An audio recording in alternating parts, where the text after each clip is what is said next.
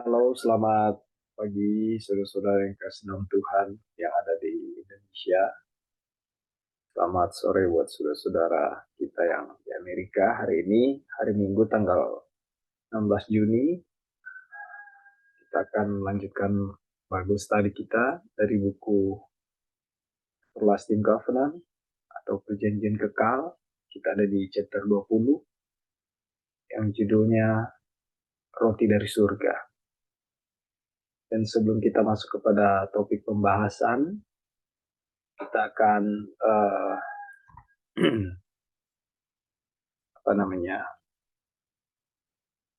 review sedikit apa yang sudah pernah uh, sempat dibahas di hari Sabat kemarin ya. Namun sebelumnya mari kita tunduk kepala dan berdoa. Bapa yang kekal, Bapa yang bersemayam dalam tata kerajaan surga, dipuji dimuliakan namamu, selalu ditinggikan Engkau Tuhan. Kami mengucap syukur untuk setiap kebaikan dan kemurahan-Mu. Pemeliharaan dan bimbingan Tuhan sudah menjadi bagian kami sepanjang waktu. Dan saat ini kami akan belajar bersama-sama. Biarlah kasih karunia dan kebenaran Tuhan menyertai kami. Roh dari surga menuntun kami untuk mengerti apa yang kami pelajari dan sehingga boleh mendarah daging dalam kehidupan kami. Dan biarlah apa yang kami pelajari ini adalah menjadi kehidupan kami. Kami mengucap syukur untuk waktu dan kesempatan ini. Menyerahkan hidup yang sisa dalam tangan-Mu. Terpuji nama-Mu Bapa, dalam nama anak Yesus Kristus Tuhan dan Juru Selamat kami yang hidup. Amin. Oke, baik saudara-saudara yang kekasih. Kemarin kita sudah uh, membahas tentang teori baru, ya, di mana ada contoh teori yang benar mau coba sampaikan sebagai suatu uh, apa namanya perumpamaan, ya. Apa jika teori baru ini, ya, dimasukkan, apakah akan cocok dengan bagaimana 7 hari 6 hari penciptaan dan 7 hari ketujuh adalah Sabat Tuhan. Dan lalu di mana Tuhan meminta untuk mengumpulkan uh, mana dari hari pertama, ya, setiap hari mengumpulkan mana. Namun di hari ke-6 itu mereka, ya, mengambil lebih banyak daripada biasanya. Nah, kalau kita lihat di sini, teori-teori ini yang dicoba dipropos oleh Wagoner, dan memang sebenarnya tidak dapat merubah apapun, ya, dari siklus penciptaan. Nah, ini contoh, ya. Mari kita lihat kalender kita berdasarkan hal ini, ya. Kami tidak akan membuang teori kami hanya dengan satu penolakan. Jadi teori yang pertama itu gagal, ya, sudah dicoba dicocokkan, tidak masuk. Lalu masuk kepada teori yang kedua.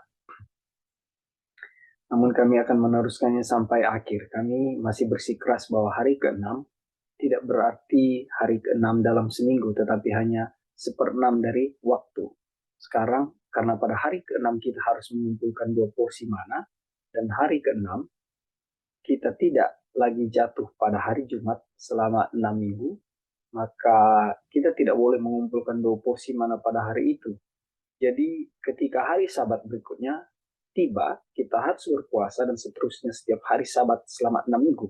Dan seminggu sekali kita akan merasa sakit hati karena mendapati makanan kita yang busuk.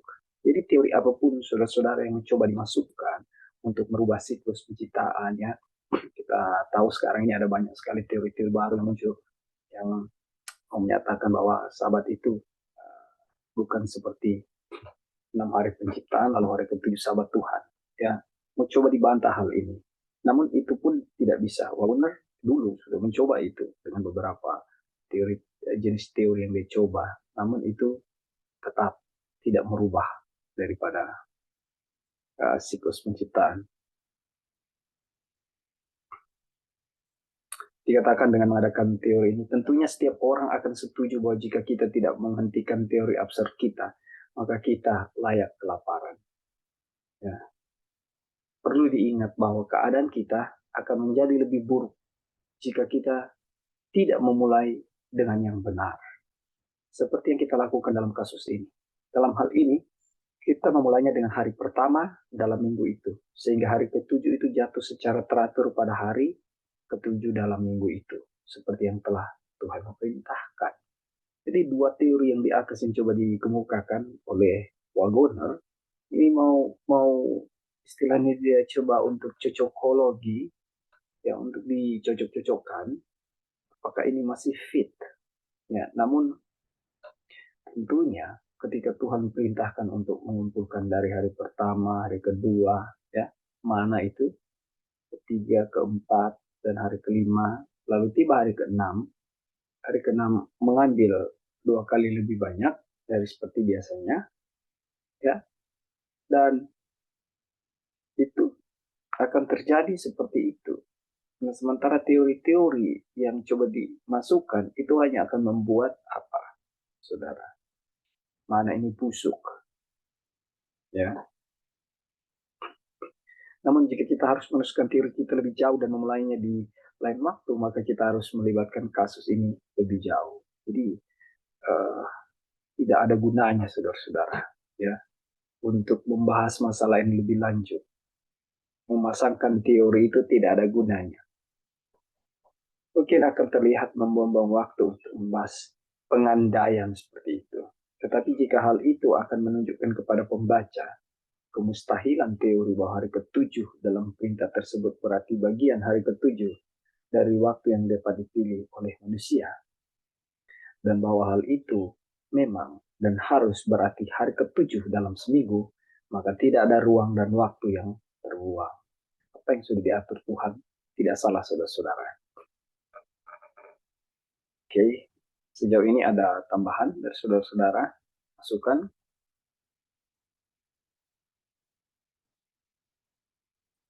Baik, kalau belum ada kita lanjut ya. Hari ketujuh dalam seminggu ini masih konteks TV ya. Hari ketujuh dalam seminggu hanya ada satu periode 7 hari. Itu adalah minggu yang dikenal sejak penciptaan. Nah, oleh karena itu ketika Allah mengatakan bahwa hari ketujuh adalah hari Sabat, yang dia maksud adalah hari Sabat adalah hari ketujuh dalam satu minggu, yaitu hari yang umumnya dikenal sebagai hari Sabtu. Dan hari ke-6 di mana orang Israel harus mempersiapkan diri untuk hari Sabat. Makanya disebut hari persiapan. Adalah hari ke-6 dalam seminggu yang biasa disebut hari Jumat. Nah, hal ini juga diselesaikan oleh semua kontroversi oleh catatan penyaliban dan penguburan Kristus, di mana kita diberitahu bahwa para wanita datang ke kubur setelah hari Sabat lewat menjelang menyingsing fajar pada hari pertama minggu itu. Jadi kita lihat dia punya rangkaian di sini ya. Artinya memang tidak bisa diganggu-gugat siklus penciptaan itu. Masih review, saudara-saudara, di subjudul Dengar dan Hidup.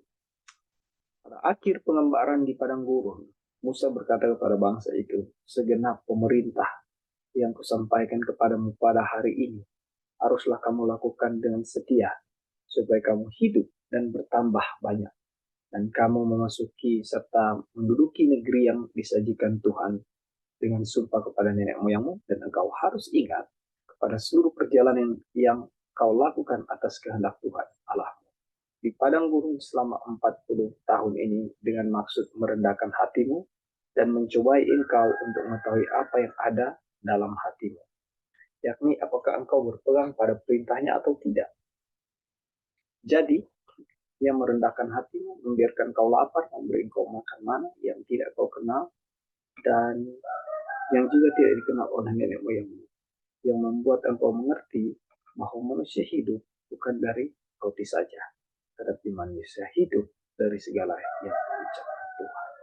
Ya, saudara-saudara, bahwa beberapa penekanan melalui ayat ini, ya, betapa pentingnya firman Tuhan yang membawakan kehidupan yang di apa namanya diperlukan oleh setiap manusia.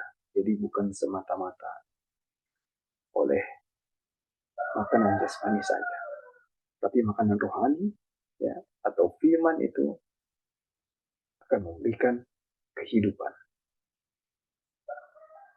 Lihat di sini subjudul berikut, firman adalah kehidupan. Firman Tuhan itu hidup dan aktif. Kristus berkata, perkataan-perkataan yang kukatakan kepadamu adalah roh dan hidup. Melalui Nabi dia berfirman, sendengkanlah telingamu dan datanglah kepadaku. Dengarkanlah, maka kamu akan hidup. Aku berkata kepadamu, sesungguhnya saatnya akan tiba, dan sudah tiba bahwa orang-orang mati akan mendengar suara Anak Allah, dan mereka yang mendengarnya akan hidup. Yohanes 5 ayat 25. Yohanes 5 ayat 25. Waktunya telah tiba pada hari ketika anak-anak Israel berada di padang gurun dalam pemberian mana itu. Dia mengajar mereka bahwa manusianya dapat hidup dengan firman, ya, yang keluar dari mulut Allah. Jadi ada penekanannya, penekanan secara rohani. Itu manusia hidup dari setiap firman yang keluar dari mulut Allah. Kalau kita coba merenungkan, saudara-saudara, banyak kadang-kadang kita berjuang untuk melakukan pekerjaan kita, ya, memilih pekerjaan kita agar kita tetap dapat hidup, dan tidak ada yang salah dalam hal itu, ya. Ketika kita kerja untuk keluarga, namun menjadi pertanyaan, apakah pekerjaan itu menjauhkan kita dari Tuhan? Ya, apakah pekerjaan itu membuat kita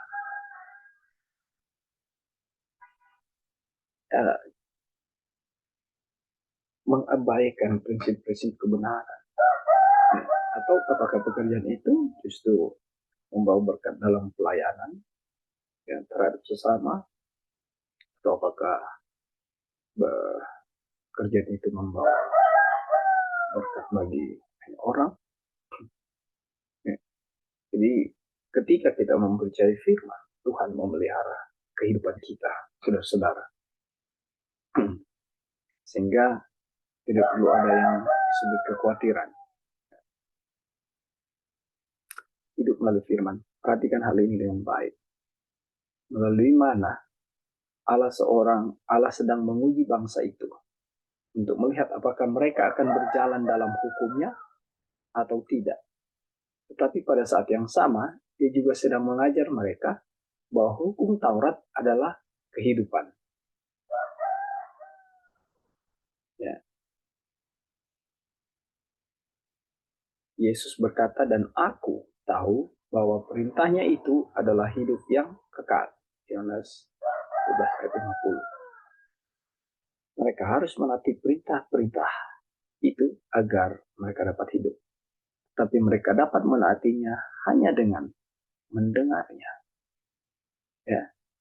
Hidup itu ada di dalam perintah-perintah itu sendiri, dan bukan di dalam diri orang yang berusaha menaatinya. Ya, jadi penekanannya kepada mereka menaatinya hanya dengan mendengar.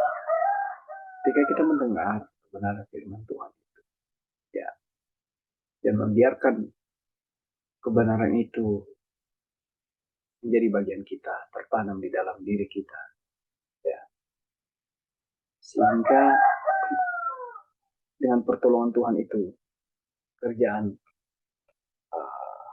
keselamatan itu atau perintah-perintah itu sendiri, ya, mendarah daging di dalam diri kita.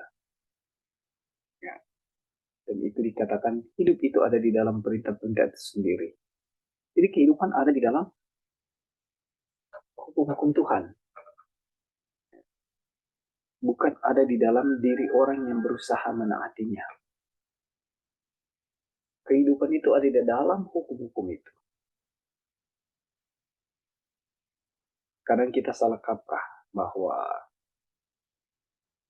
kita memikirkan untuk menuruti uh, hukum-hukumnya, ya, perintah-perintahnya, supaya kita memperoleh kehidupan.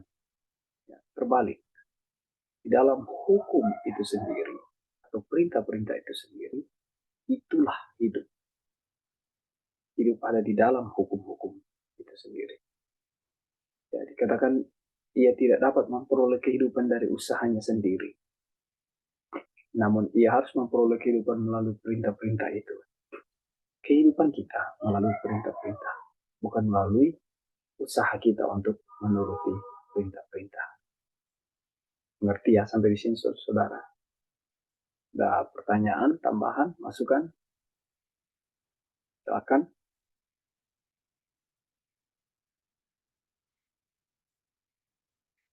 Kasih karunia memerintah oleh kebenaran untuk hidup yang kekal melalui Yesus Kristus, Tuhan kita.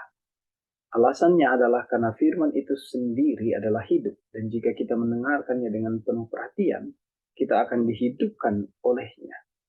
Sekiranya engkau memperhatikan perintah-perintahku, maka damai sejahteramu akan menjadi seperti sungai yang tidak pernah kering, dan kebahagiaanmu akan terus berlimpah seperti gelombang-gelombang laut yang tidak pernah berhenti. Demikian review kita, saudara-saudara. Sekarang kita masuk kepada pembahasan.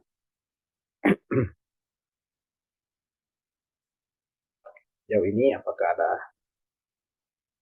pertanyaan, tambahan, atau masukan, saudara-saudara? Baik, kalau belum ada, kita masuk kepada pembahasan ini. Ya. Hukum dari roh kehidupan. Yesus berkata, tetapi jikalau engkau ingin masuk ke dalam hidup, turutilah segala perintah Allah. Ya. Tetapi bukan dengan usaha kita untuk menyesuaikan diri dengan standar tertentu, dan dengan mengukur diri kita dengan standar tersebut untuk melihat kemajuan apa yang kita buat, sehingga kita akan mendapatkan kebenaran dan kehidupan. Saudara, dari kutipan ini, ya, itulah yang terjadi. Ketika hukum bilang jangan berdusta, kita berusaha untuk tidak berdusta. Jangan sampai saya berdusta. Itu kan yang terjadi. Lalu jangan membunuh, saya berusaha jangan sampai saya bunuh orang. Jangan mengingini, saya berusaha untuk sampai tidak mengingini. Lalu masuk kepada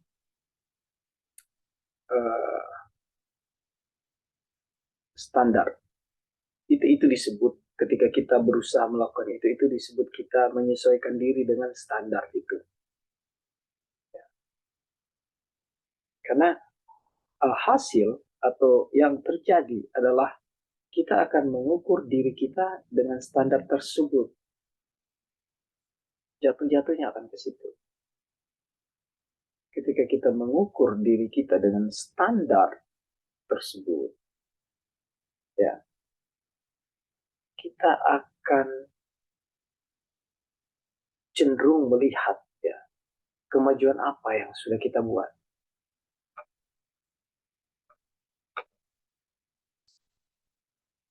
Mengukur kemajuan-kemajuan kita, keberhasilan-keberhasilan kita di dalam penurutan hukum. Sehingga kita akan mendapatkan kebenaran dan kehidupan. Ya.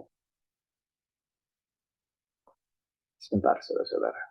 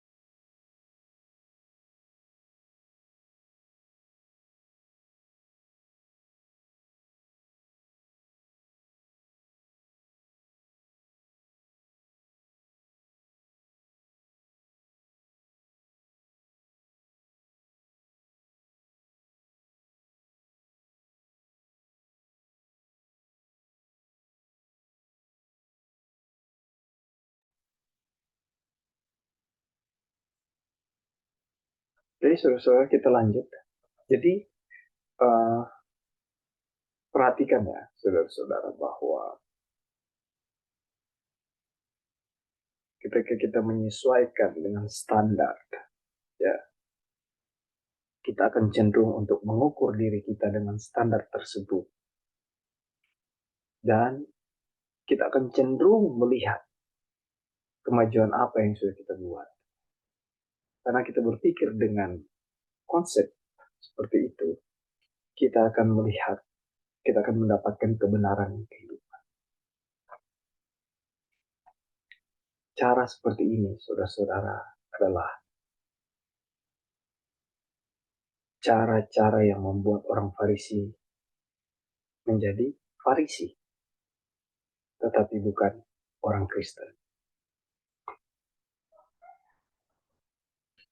Abraham menaati semua perintah Allah, namun tidak ada satu baris pun perintah Allah yang tertulis. Di zaman Abraham, tidak ada hukum yang tertulis. Ya, zaman Abraham tidak ada hukum yang tertulis. Dan Abraham menaati semua perintah Allah pada waktu itu. Bagaimanakah dia melakukannya? Nggak ada ditulis loh. Jadi dengan mendengarkan suara Allah dan dengan mempercayai Dia, Allah memberikan kesaksian bahwa Ia memiliki kebenaran iman. Nah, tapi kebenaran itu berasal dari hukum yang hidup.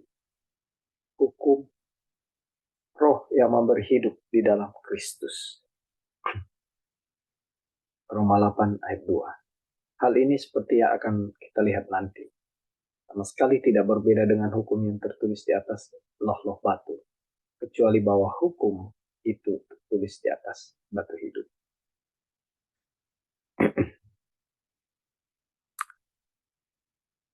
Oke. Ada pertanyaan, saudara-saudara? Tambahan? Baik, kalau belum ada, kita lanjut. Tuhan mengambil tanggung jawab dengan cara yang sama seperti Dia telah memimpin Abraham. Allah memimpin umat Israel. Dia telah berbicara kepada mereka melalui para nabinya dan melalui mujizat-mujizat yang telah Ia lakukan untuk membebaskan mereka dari Mesir. Dia telah menunjukkan kuasanya untuk melakukan kebenaran di dalam diri mereka. Jika saja mereka mau mendengarkan suaranya dan percaya kepadanya, maka tidak akan ada kesulitan dalam hal kebenaran mereka. Jika mereka mau percaya kepada Tuhan dan tidak mengandalkan diri mereka sendiri, Dia akan bertanggung jawab atas kebenaran dan kehidupan mereka. Saudara, sangat menguatkan sekali kehidupan ini. Jadi jika saudara dan saya tidak mengandalkan diri sendiri, Tuhan akan bertanggung jawab atas diri kita, atas kebenaran dan kehidupan kita. Luar biasa. Jadi kita jangan mengandalkan diri kita, saudara-saudara. Tuhan yang mengambil tanggung jawab. Karena bagaimana Abraham dipimpin, ya begitu pula umat Israel dipimpinnya.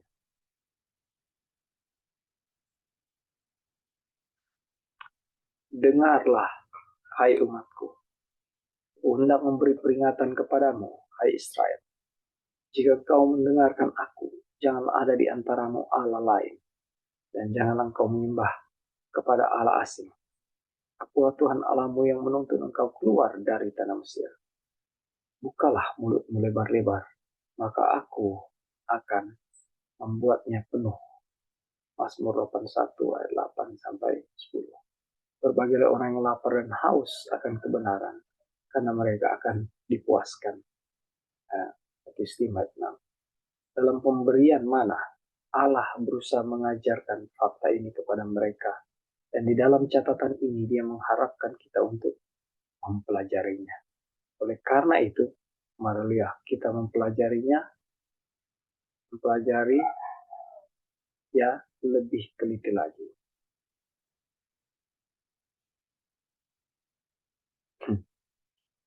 Itu saudara-saudara. Dan ini kutipan terakhir tentang roti hidup dari pembahasan kita hari ini. Roti hidup. Rasul Paulus memberitahu kita bahwa Bani Israel di padang gurun semuanya makan makanan Tuhan yang sama. Kita telah membaca firman Tuhan ketika ia berjanji untuk memberi makan makanan dengan berkata, sesungguhnya aku akan menurunkan dari langit hujan roti bagi. Keluaran 16:4. Ia memerintahkan awan-awan dari atas, membuka pintu-pintu langit. Mazmur 78 ayat 23. Ia menurunkan mana kepada mereka untuk dimakan dan memberi mereka dan memberikan kepada mereka gandum dari langit. Setiap orang telah makan roti malaikat. Mazmur 78 ayat 25. Makanan yang harus mereka makan bukanlah produk dari negara yang mereka lewati. Jika memang demikian, mereka pasti sudah memilikinya sejak awal. Tetapi kitab suci mengatakan bahwa makanan itu diturunkan dari surga. Itu datang langsung dari Allah. Itu adalah makanan rohani, makanan malaikat. Apa yang dimaksudkan bagi mereka jika mereka mau percayanya?